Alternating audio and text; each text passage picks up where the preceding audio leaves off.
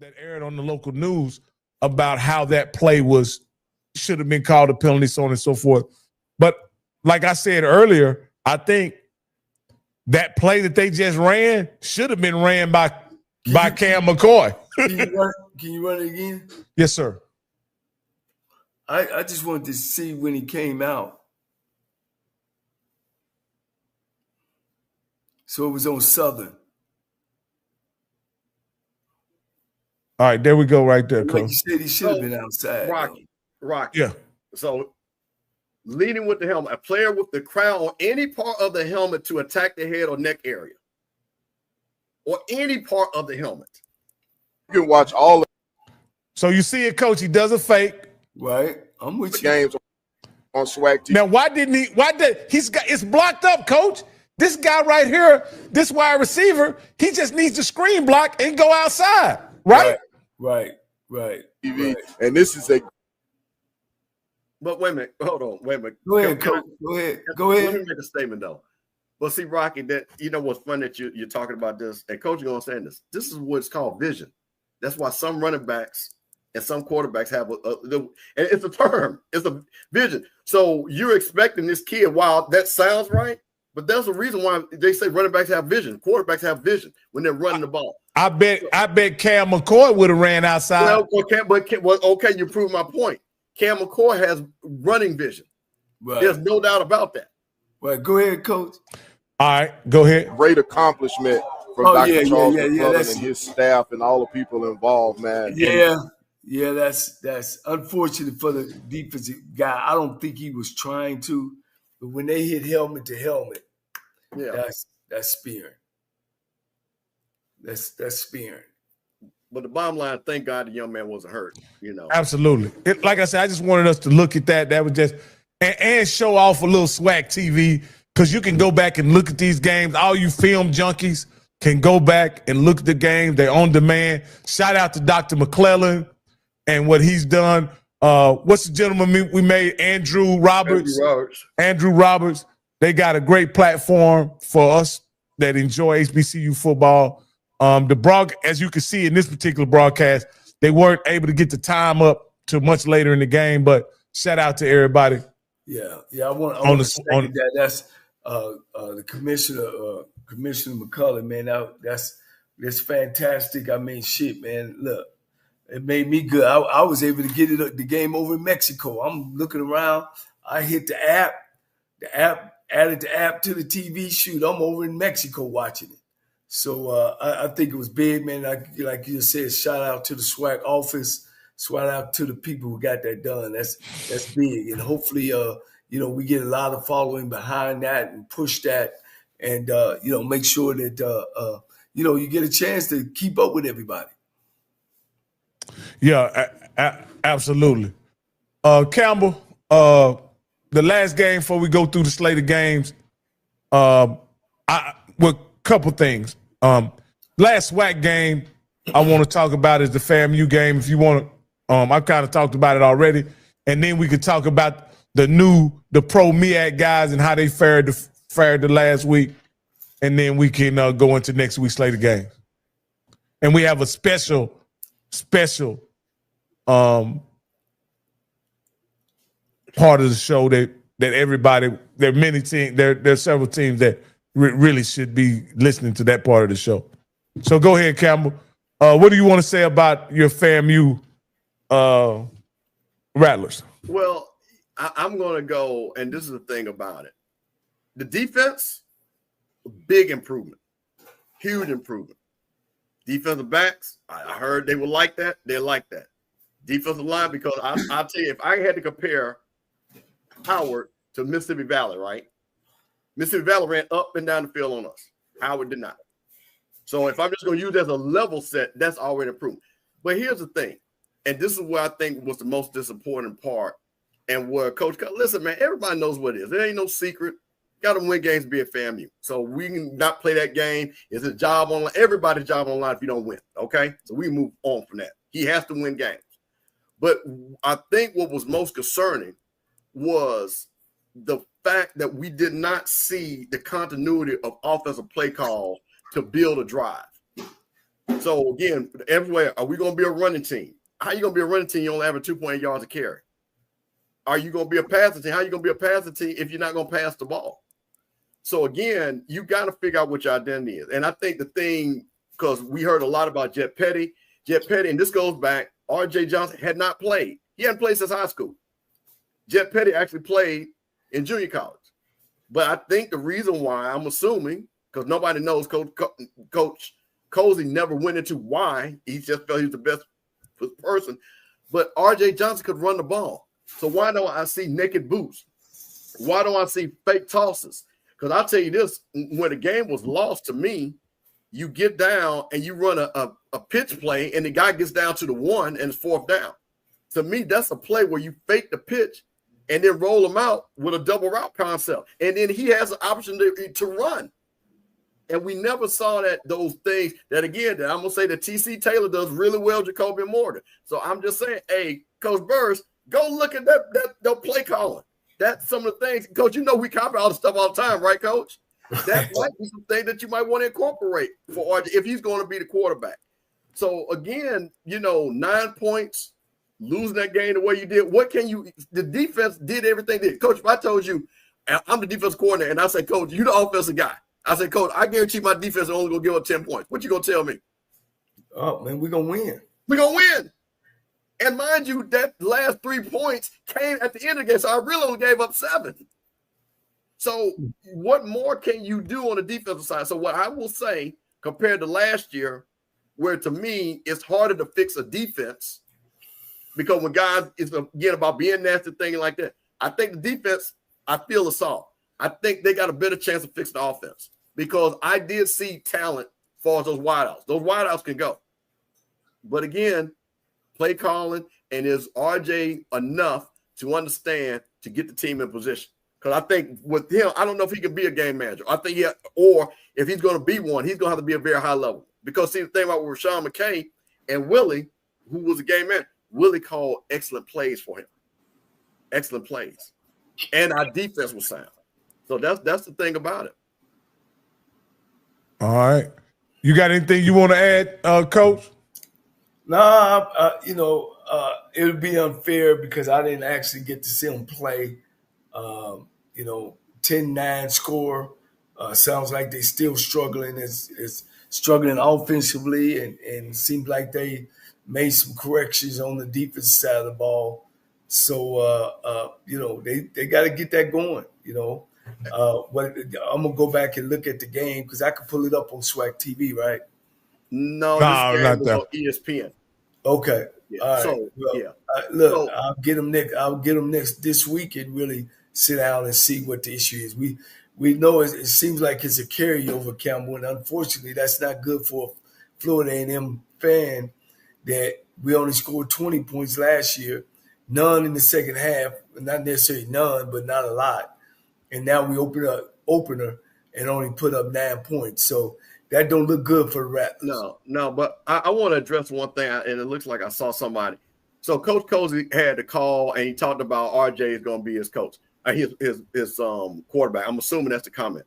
So maybe he has a cold philosophy. But what I think is going to happen, and I think this FAU game is a perfect game where you can say we're going to play everybody. Because those games, FBS, more likely than not, you won't win that game. But that, to me, will give you an opportunity where you can get Petty in, see what you got with him. And if you want, I don't have a problem with you going with R.J. Johnson.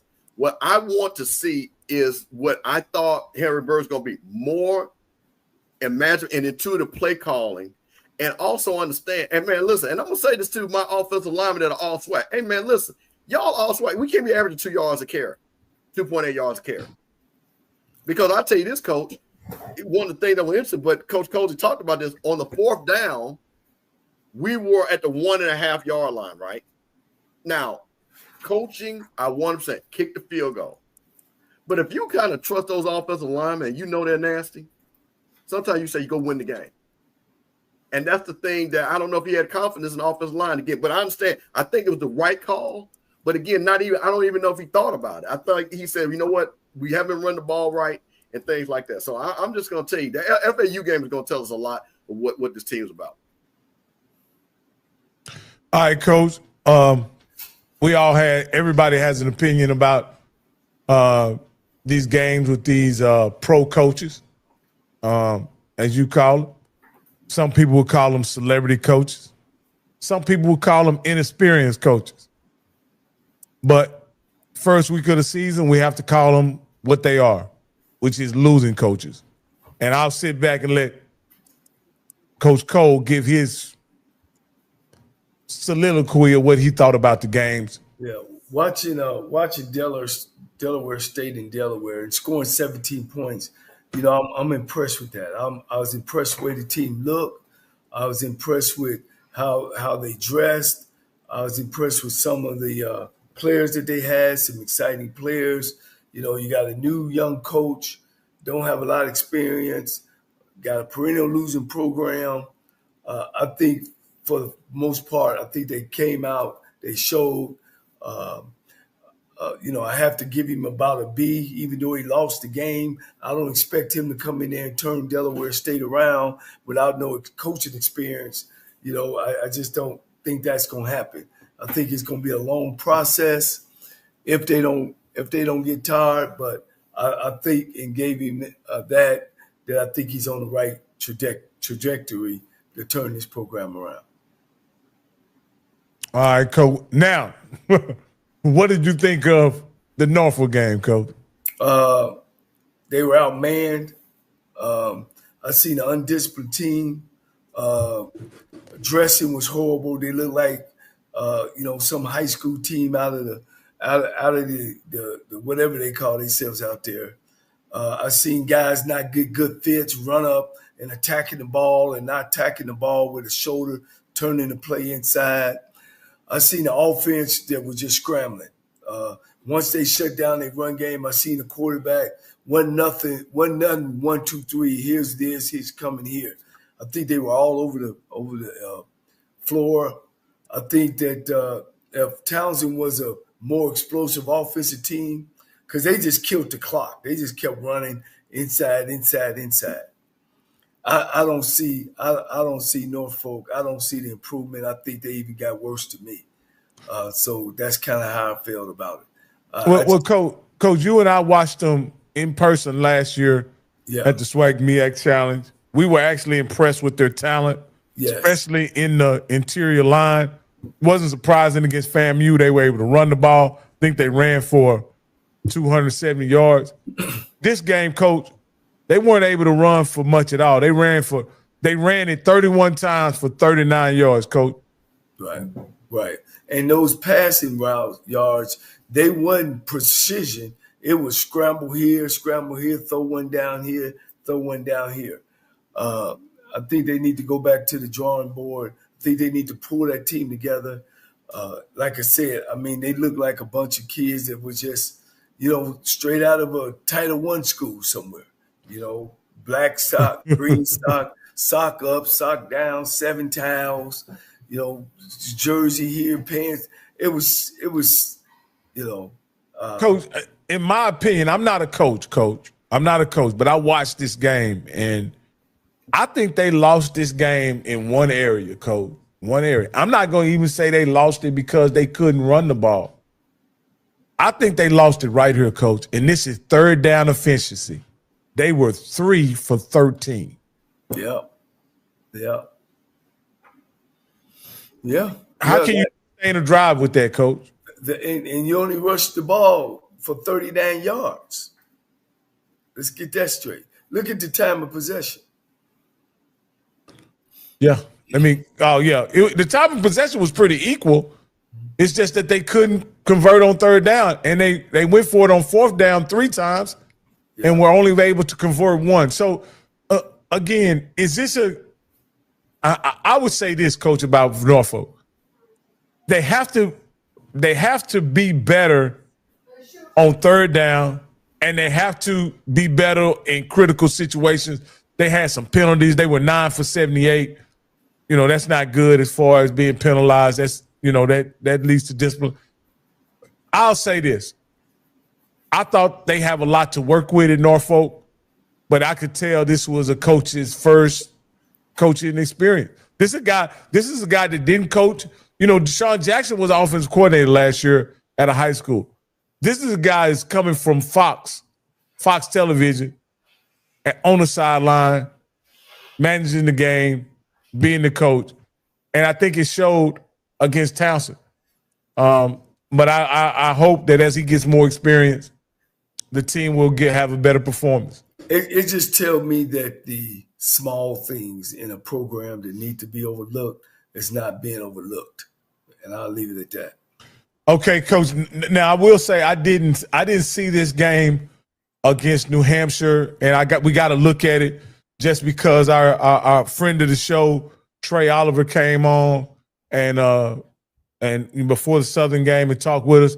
But I did want to talk about this because when I look at the box score, Coach, this can't be this box. There's something about this box score that's a little irregular, Coach, and I'll bring it out to you. Walker Harris was not very good statistically. He was 13 for 33 for 172 yards. They were able to run the ball 30 times for 103 yards. This is the thing that surprised me, is that Matt Vezza for New Hampshire passed the ball 17 times, had 10 completions for 186 yards and 2 touchdowns. That's awfully efficient, Coach. And then here's the thing that surprised me. New Hampshire ran it 39 times for 118 yards. They weren't very effective in the running game per run. However, it seems like they stuck with it and was able to, possibly milk away the clock. Let's look at the team stats and go down here and say. Let's look at the turnover. Okay. Turnover, they only had one turnover, one fumble. One turnover. Matter of fact, New Hampshire had 11 penalties. Deal where they had about 10 minutes more than North Carolina Central. So then now you got to go up to your third down, and you'll see why the game was the way it was. Third down conversions. It's funny. They have the exact same third down conversion rate of Norfolk. Right. 3 of 13, Coach. And that kind of explains their inability to put points on the board. Stayed on the field a lot. Yeah. Hey, Rocky, they want to know what you think about Walker Harris. Hey, they know what I think about Walker Harris. I'm not going to. So here's the deal, guys. I don't get no joy out of beating up these kids about their play, right? Walker Harris didn't have a great night, 13 to 33, 1 touchdown, 1 interception. They lost the game. I think the results in and of itself dictate what Walker Harris is. In this game, they needed Walker to come through on third down, and he wasn't able to. Again, Walker Harris, in my opinion, is a trailer, not a truck. And when you're playing a tough team, I mean, he can be exposed. I watched him, Coach. You and I watched him. We laid eyes on him, Coach. He didn't look much different than he did against FAMU the first game of the season last year, Coach. He has limitations. And that's okay. If they're able to run the ball and their defense plays hard, they'll be just fine with Walker Harris. But don't expect him to go out and win your football game is what I'm saying. Next. All right. Let me see. I think. This is the last one, and we'll look at the games next week. South Carolina. And we can look at both of them at the same time, Coach. What do you think about South Carolina edging out Wofford 16 to 15, and then Alabama State, a good Alabama State, South Alabama team. Morgan held in there pretty good, 21 to 38. What do you think about those two results, Coach? Well, that's South Carolina State football. You know what I mean? They're going to grind. At the end of the game, if they win 1-0, 3-0, that's Chinnisberry football. You know what I'm saying? So, like I said, whether they win by a lot or little, that's their style of play. Coach, can you believe they ran 91 plays, Coach, and scored 16 points? That's a lot of plays, Coach. They had 50 passing plays and 41 running plays. Now the issue is they only ran the ball for 41 times for 111 yards. So they weren't raising no hell in the run game, but that didn't stop them from trying, did it? Yeah. So 91 plays, Coach. And then they only had to defend. Look, hey, they only had to defend 51 plays, Coach. Let's go look at the time of possession, because it's got to be, it's 34 minutes to 25 minutes, Coach. So we know the story of that game. They were able to control the football and eat up the clock, and they, they won going down the stretch. So, all right, look like Coach is buffering. Can you hear me? Yeah, you good, Coach. Sound like they need to be working on their red zone offense. They didn't have a lot of yards, Coach. They ran a lot of plays. They didn't have a lot of yards. Well, they passed the ball for 299, Coach. So that was using your favorite 2-quarterback system. Now, hold on, Rocky. No, well, I want to point out here, Stubblefield was the kid from last year. Yes. So that's interesting. I didn't get a chance to see this game. I think this is me neither. Yeah, I didn't get a chance to see this game, but I was interested because I heard that they had missed a field goal. But when I'm looking at this, goes back to my point. So I think we all agree, far as HBCU coaches, Chennisberry coach period is one of the top tier coaches. So here you have a top tier coach that had a kid that was already in the system, and he still brought in another kid to see what he could do. So I don't know who started. Does anybody know who started in my South Carolina? I'm just curious who started that game. I would like to know who started that game and who finished it. No, I don't know. And then we just look at the box score of Morgan. The box score of Morgan. Morgan, they played 2 quarterbacks as well. They passed for 59 yards. But Morgan, now I think this bodes well for Morgan. They were able to run the ball 40 times for 181 yards against a FCS school, a FBS school. Isn't that pretty good, Coach? Mid-major. It's mid-major. Yeah, that's pretty impressive to be able to run the ball for a home. That usually doesn't happen in those kind of matchups, Coach. Right. It usually be a tough game, offensively and defensively. But yeah. All right, Coach. We could go ahead and we'll look at week 2. Whoa! Wait a minute. Hold on. Do not. If you do not, you better show that Tennessee State victory. Don't let that. Oh, okay. Let me look it up. Yep, Coach. Give Coach Ball a first win. Let's get it. Let's talk about that real quick. I saw that game, and even though I'll give A&T Coach Gibbs, A&T is going to be improved. A&T is going to be improved. Saw the game, but you got to understand something. Coach Barlow getting in there late, bringing in coaches in there late. You got a big game. Not a lot of people, which still is heartbreaking, did not show up for the game. I thought this should have been a game should have 15 to 20,000 people just for it being A&T and them traveling to Nashville, which is a great city. But got to give him credit. 24-21 pulling that game out and getting that victory against A&T. So I got to say, shout out to Coach Barlow, and I think that bodes well for what they're going to do in the OVC. Like I said, again, get that their first victory, and I think they got Alabama A&M coming up next, or after North Dakota State. Now, this is the interesting game. I looked at these stats. I don't know if you looked at them, Coach, but A&T outgained Tennessee, held them to 2 of 11 on third down. By the box score, you would think that A&T would have won the game until you get down to the turnovers.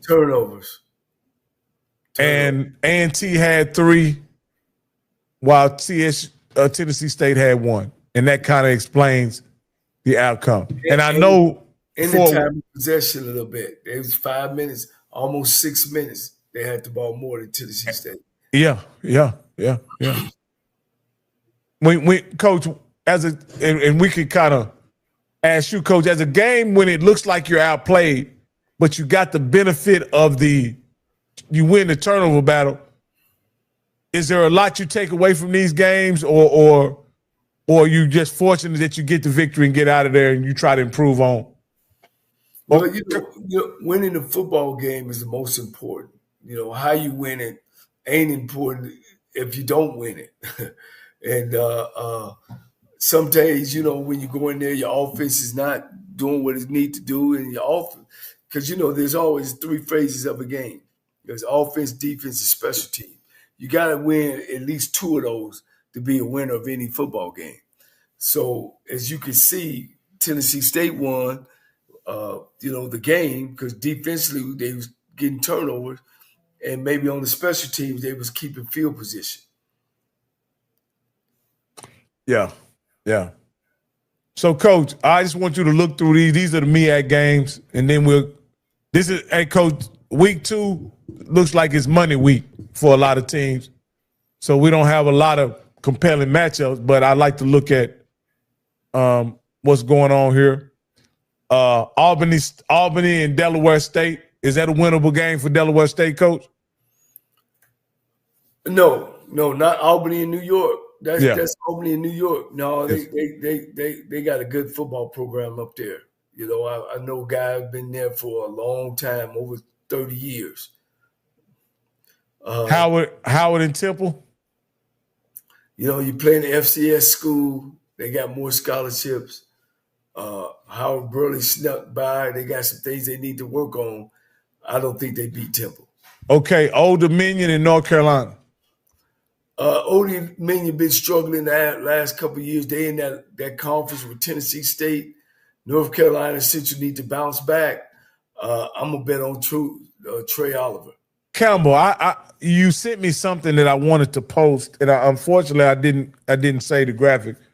But ODU got paid, the 5th most of all schools playing a money game last week? They got paid $1.1 million. Coach Cole, how does a team work out, FCS schools work out a $1.1 million payday by traveling up to Michigan State? Well, when they call, you got to compare you compare schedules, and then that's when the negotiation comes in. And if you play in those type of schools and you're going to take that, you need to be up in them numbers, because usually, it takes a lot. It takes about $100,000 to move 110 guys when you got to fly. Now he's saying that ODU is an FBS school now. Oh, are they? I know they were in basketball. I never knew they was in football. But they paying North Carolina Central $1 million? No. That's great to say. No. ODU got paid $1 million to play Michigan State. Oh, okay. Yeah. And I was saying, I hope Gramblin's getting $1 million to play Ohio State. If they not, Tennessee State got $1 million last year from playing Ohio State. Really? Or was it Notre Dame? Which one was Notre Dame. It was Notre Dame. Yeah, they got $1 million. So I'm hoping Grambling should be getting $1 million. Anything short of $1 million, when you playing one of the blue bread programs in all of college football, you crazy if you ain't getting $1 million. Shit, it should be $1 million too. All right. And then we got Norfolk and Virginia State. Now, this is going to tell you something about Norfolk State, playing the Division II program and playing one of the best. Now, I got to say that. One of the best HBCU division programs. Coach Frazier up there. Look, this is going to be a good challenge for Norfolk State. Okay.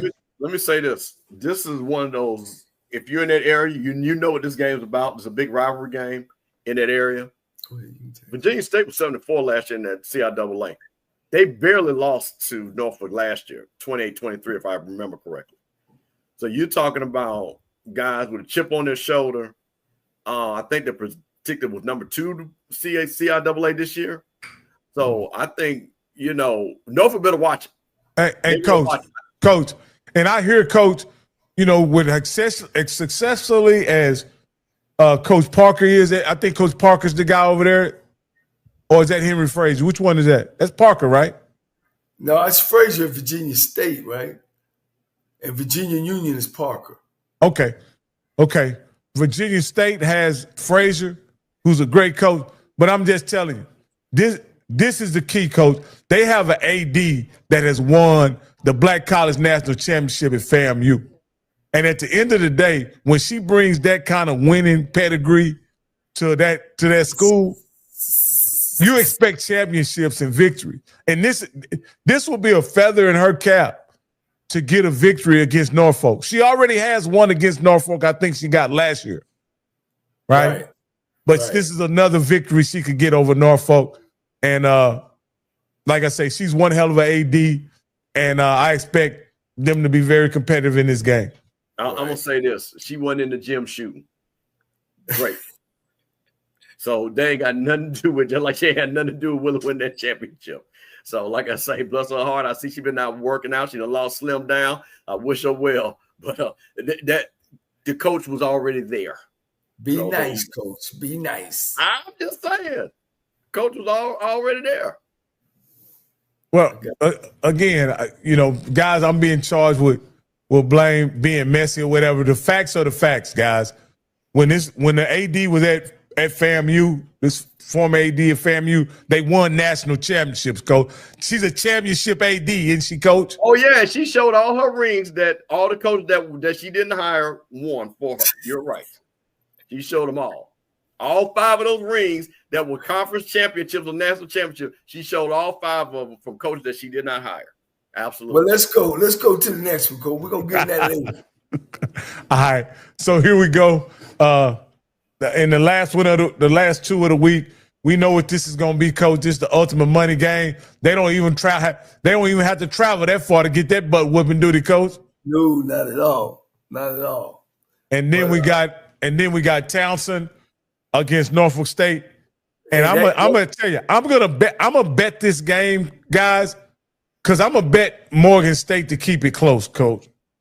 Oh, without a doubt. I mean, yeah, I'm gonna bet Morgan State to keep it close. Townsend gonna run the ball 40 times. It's gonna be a close game. What do you think, Campbell? It's gonna be a short game too. Yeah, well, I saw Townsend, play against Norfolk. I didn't get a chance. I would have liked to see Morgan because, like I said, I hate to talk about somebody I didn't see, but now we're talking stats. So it looks like Morgan's ready to run the ball. I think it'll be closer than what Norfolk State did. I can guarantee you that. Okay. I really believe. Okay. All right. And we got a guy said ODB said Morgan might win this one. All right. So now let's go over to the SWAC, Coach. Let's go to the SWAC.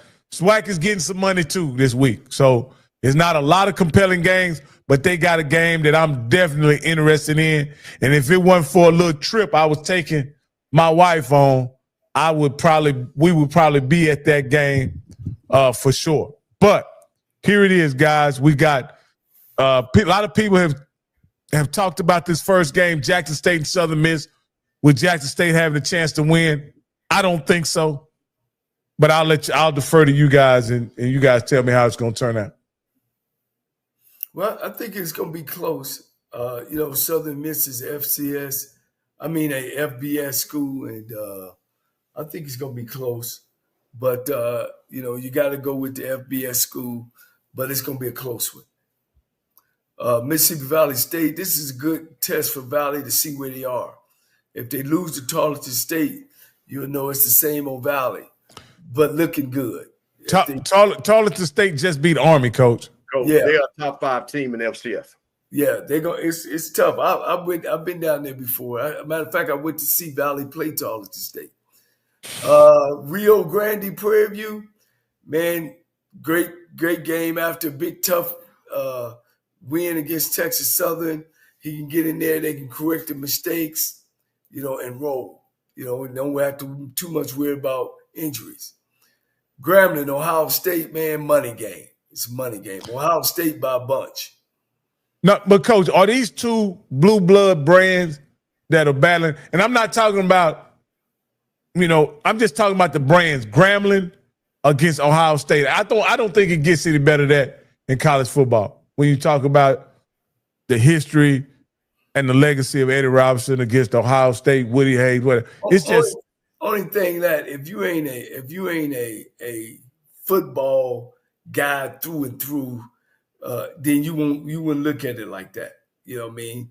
those people up in Ohio State, up in Columbus, don't know a damn thing about Grambling. You know, I'm just gonna tell it like it is. You know, they just don't see it that way. But you know, when you come down south, yeah, of course you know who Ohio State is, and of course you know who Grambling State is. So I wouldn't look at it that direction, as long as, you know, unless you were a football advocate, you know.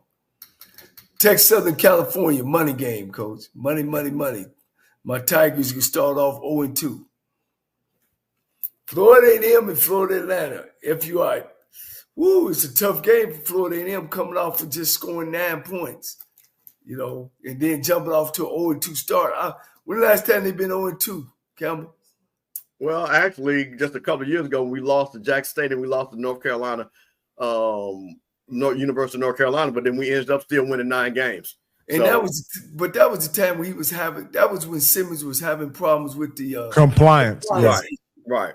Yeah, he didn't have his troops. But through Cookman Miami money game, it's gonna be a Salaki. This gonna be a good game. This gonna see if Sam Shea really got it going on at A&M. He had a great showing last week, even though they didn't win, but they looked good. And Alcorn got to bounce back. They got to bounce back and see. Alabama Southern game of the week. Wait a minute. Hold on. This is what I'm talking about. Why games are important. You got a game. I'm assuming this game is a conference game because I think this is a conference game, is it not? We have to check and see. Somebody tell me in the chat, because if this is a conference game, this is a very important game for Alcorn. Way more than Alabama A&M, because I keep saying these cross-divisional games, when you lose those games, that gives you a half of a loss that you cannot. Oh, non-conference. Well, there you go. It's not. So I was about to say, because Alcorn, I was about to say they really want to make sure they win this game. So even with that said, I don't think. Well, with that being said, I'll go about pride. I don't think Coach Cedric Thomas wants to go 0-2 and be 0-2 against a new coach with Sam Shade. Right. But they got it at home. And I think I teased. I don't know what that Coach Shade or what that Coach E. Rob. I said, damn near all your games in Alabama, so you should be in good shape. So I think it's Alabama A&M. I wanted to point that out. Well, the next one, Alabama State and Southern. I'll say it. Andrew Body. Andrew. That's right. Andrew Body. Yeah, I think this is I think this is game of the week. Yeah, I think this is a great opportunity for Andrew. This is everybody. This is another coming out party for Andrew. Yeah, this is another coming out party for Andrew. This will solidify him as dominance in the SWAC, in my opinion, this year. Because I think there's a lot of people, for whatever reason, that either didn't see the game last week or don't want to believe the game, what he did was real last week. This is about Andrew Body. Terrence Graves got him another week. I think he can lose this game and people won't be on his butt too tough. But wait a minute. Who can lose this game? Terrence Graves. No, sir. No, sir. And let me tell you the reason why. They lose this game, then they go to Fresno, and then they play Jackson State. That means they will be 1-4 with not an impressive game against Valley. This game right here goes back to the point. Non-conference, very important for the Southern Jaguars. Very important, because you do not want to go in there 1-4 when you're coming up there. Because, like I said, you're going to lose to Fresno. Jackson State's coming down there, because I think that game, where's that game at? That game is Southern or Jackson? So, no, this game is a must-win for Southern. Absolutely. Because the wheels can come off the rail real quick on this for this season if they start off 1-4. I wouldn't have thought you would have said that, Campbell. That's interesting. No, well, because I'm looking at what projects. Because if you lose this game, you're 1-4. because you're not going to be favored in the next 2 games. Now, what Southern say is, and again, we'll hear, well, we haven't lost the SWAC game that counts yet, and we'll do something. 1-4 is 1-4, and I think that will show some things that this ain't the same Southern team that's going to be able to skate by. Hey, Coach. Wait, Emmett. Absolutely. And so, see, this is what, okay, and Emmett's my guy. Bruh, FAMU, I don't sugarcoat FAMU. So let me tell you something. Absolutely, FAMU's in the same predicament. That's why I told you guys these first games meant something. You watch the show every week. I told you this is why these first games meant something. Because if you lose that first game, it puts you in all. So absolutely. So you look at FAMU with the same thing, not to get too far off on it. They lose to FAU, which was predicted. Now they play Albany State, and then they got Alabama State. Exactly. So I totally agree with you on that. No, so we don't run from that. No, I wanted to clear up my deal. I thought that the game, the NCCU game, was a time for Southern to make a statement about being a championship level program this year. That's what I thought. Unfortunately, they didn't make that statement, right? Against Mississippi Valley, I thought if Terrence Graves lost that game, he would be able to definitely feel the heat. He won it. He doesn't have to worry about that. Against an Alabama State team that he will not be favored, even at home, they will not be favored in that game. Right? They'll be playing Andrew Body and they won't be favored. And I think anybody who knows football expects them to lose that game. Right? My deal is, how can you expect Terrence Graves to win that game, win against Jackson State, considering how they've been playing? I don't think that's reality, Coach. Coach, you've been on the bluff. If they lose this game, will his seat start to get warm, even though he just won last week in Valley? I think his seat is warm for this whole season to really see if he can have control of this football team and program. If he goes again 7-4, then they'll settle, I think, and settle down. But if he has a losing season, it's going to be some of them naysayers. I told you so. That's just how it happened. He got the job because of a money issue. Of course, he has the background. I'm not saying he don't have the talent, meaning that he ain't been in those places. He does come with a resume. But it was a battle about him getting in there. So, yeah, I think this is a very important game. Very important. All right. Plays. All right. North Carolina Central, man. Central Arkansas is going to be a runaway. Absolutely. We're going to let the bishop get ready as we talk about what's going on. There are some teams that really had some issues last week. Didn't they, Coach? Yeah. What did you say? I guess this is a new section in our show that we're trying to put together, if I can say. Yes.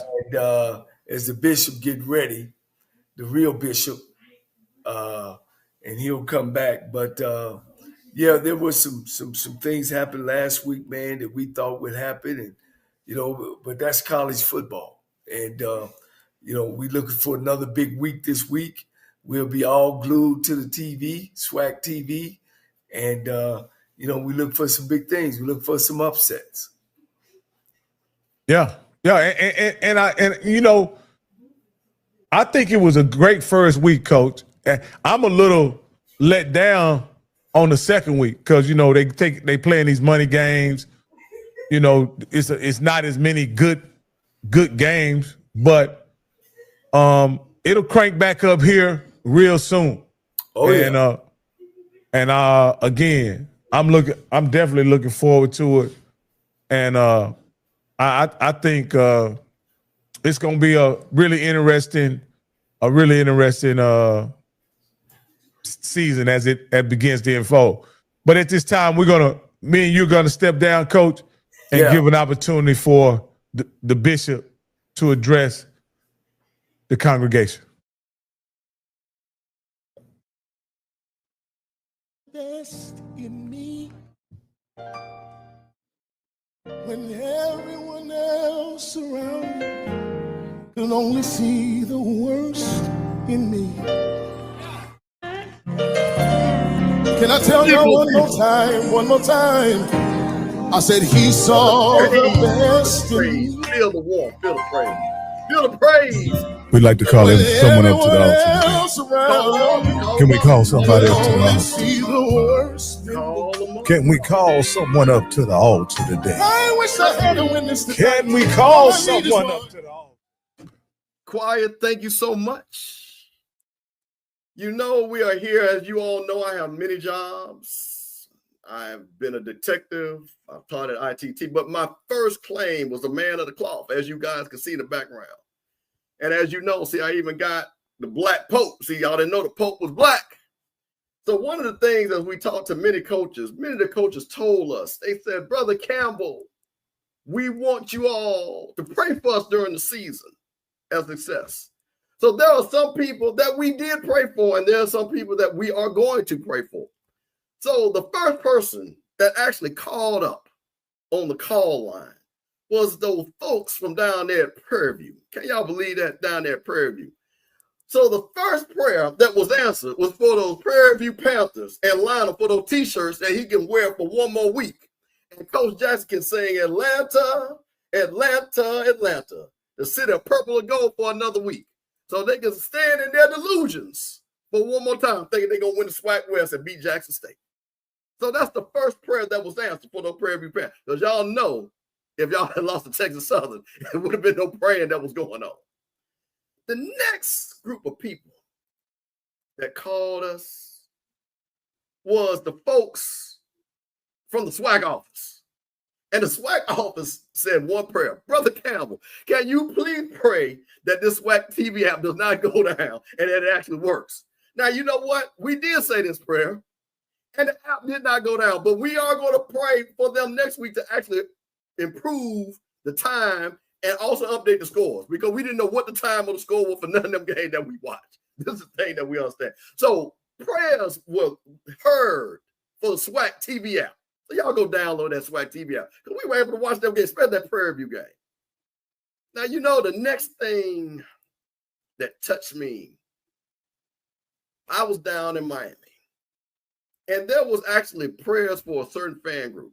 And that was for the 25 people that came from DC to Miami, those Howard Bison, who actually saw their team be Florida A&M, because they know that was a wing and a prayer that they got up out of there. So all 25 of those people, I bless you all. Congratulations on that victory. And now you can go on and start your season. So that prayer was answered. But we're going to be praying for FAMU shortly. And then last but not least, but this is a more important prayer. And this is a prayer that I think we all prayed for Andrew Bynum to come back happy and healthy. Our nephew came and showed out. And we prayed for him to have the success. He stuck with it. He believed in his team. And we just want to say from all the HBCU family that those prayers were answered. And we look forward to you completing the season and having a great season. But with that being said, Rocky, we have people that we need to pray for. So these are the people that we hope next week that their prayers are answered. The first prayer is for those fans from North Carolina A&T, because, Coach, they down there happy for more victories. They were happy that they were in the game. So we're praying for them, the Coach Gibbs, that they will actually win a game so there'll be no more victories. So we're praying for the A&T fans to get a victory and no more victories. That's the first thing. The next prayer is for the white fans from USM. Dear white fan from USM, if you see anybody that is in red, blue, and white that is black, please do not be a casualty of war down there. Because Jackson State might lose the game, but they damn sure not going to lose the fight. And anybody remember in 1987, that goddamn Go Negro got slammed. So I'm just telling you, white folks, leave them good black folks with Jackson alone. I'm just letting you know. They're going to come down there and mind their business. But if you start something, they're going to finish it. I'm just letting you know. So we're going to say that prayer for them white folks. We don't want no problem down there, Coach. That's right. Now, Coach, the next prayer is for your alma mater. Texas Southern University for another heartbreaking loss. Now, Coach, you know the prayer. Coach, do you know the prayer that we're going to pray for them? That prayer, Coach, is we're going to pray that the game only goes for 58 minutes and not 60 minutes. Because, no, if it go past 58, then y'all going to lose. So we're hoping for every game from here on out that Texas Southern can only play 58 minutes of football. They might go undefeated for the rest of the season. They might go undefeated. Because something about them last 2 minutes, Coach, y'all just can't get it done. So for 58 minutes of football, we're praying. That's all that Texas Southern got to pray. 58 minutes. The next prayer that we say, this is for G and those big bad Braves and Coach Cedric Thomas. Coach, we're praying for you because we know doggone well this next game is going to be very important. So for those big bad Braves, we're saying a prayer for you because we do not want to see Cedric Thomas lose his job. So we're praying for the Alcorn Braves to come and have a great game against our friend Sam Shade. And last but not least, y'all know what I do. We are going to pray for those FAMU rallies and Coach Cozy. Because Coach Cozy got to go to that 220 club tomorrow.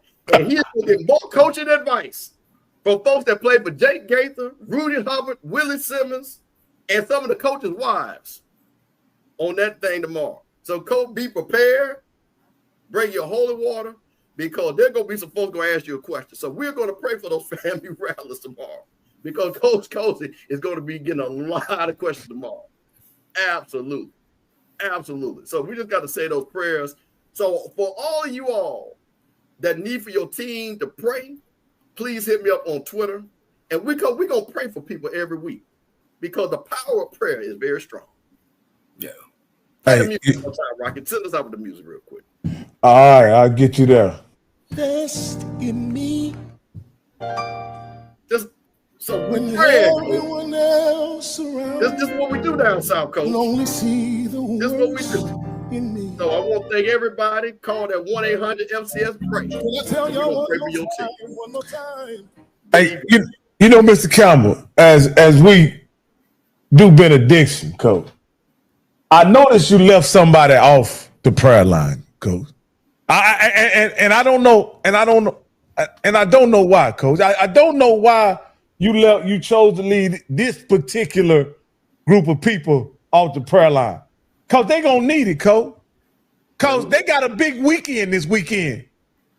Because they may go down in the Bluff and Mumford Stadium, there's somebody coming to town. And it ain't the devil. On a count of three, if you at home with me. You know who it is. 2, 3, and your buddy. Stop. Now, you know, let me tell you what's funny there. I did have a prayer ready for Southern, but the thing about it wasn't funny enough to tell the joke, so I couldn't do it. It wasn't funny enough to tell the joke. So I did have Southern on, so we will pray silently inside our heads for Southern. So that's what we will do. So because I tell you one thing, if they lose that game, Terrence Gray gonna straighten that hat out. It won't be cocked to the side too much longer. It'll be straightened out. Yeah, Coach. Like I say, I'm surprised they didn't make the prayer line because that bad man is coming to the Bluff. I had him on. If you see my prayer list, I had him on there, but I just couldn't tighten it up because we want to be respectful for those folks down there. So yes, sir. Folks go to church. Them folks is they go and tell the truth. It was too funny.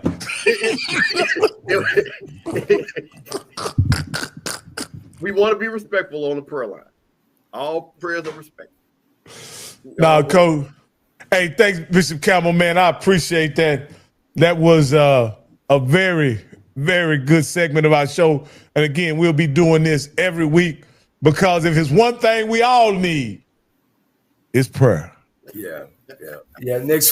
Next week, speaking of quarterbacks, we're gonna have one of the best quarterbacks that ever played the game. HBCU guy, yours truly, Doug Williams, Grambling State University.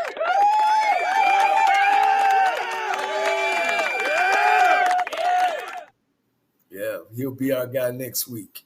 Coach, I can't wait. You know, we had him once on the show last year, man. He was a great interview, told a lot of great stories, has a wealth of knowledge, is a championship coach.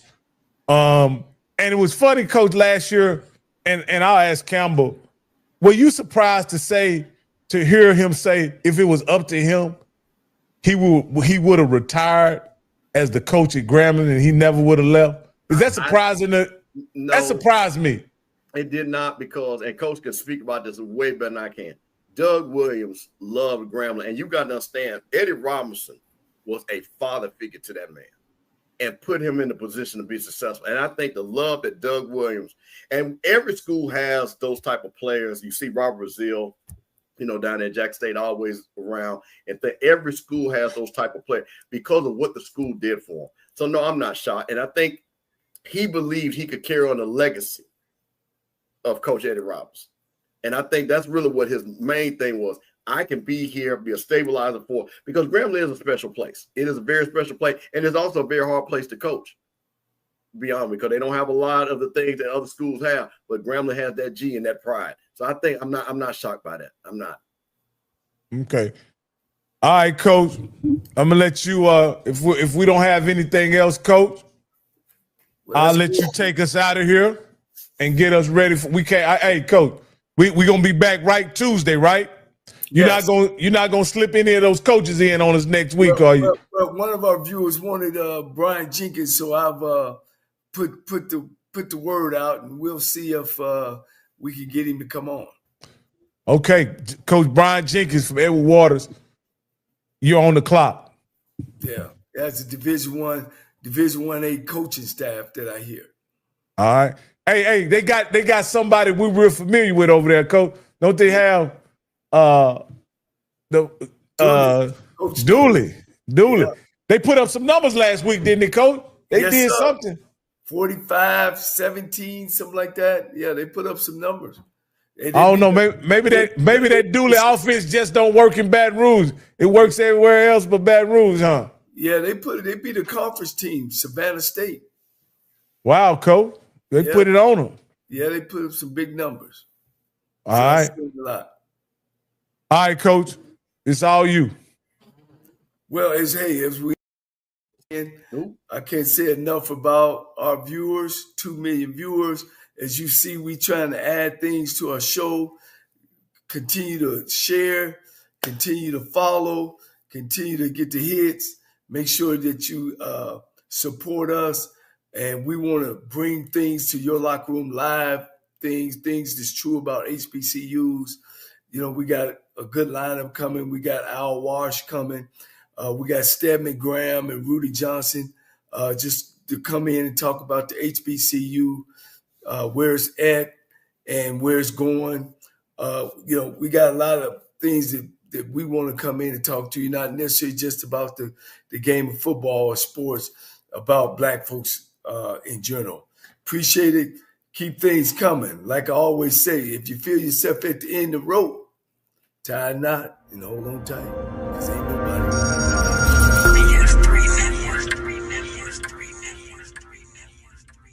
BS3 Network, changing the way you watch TV.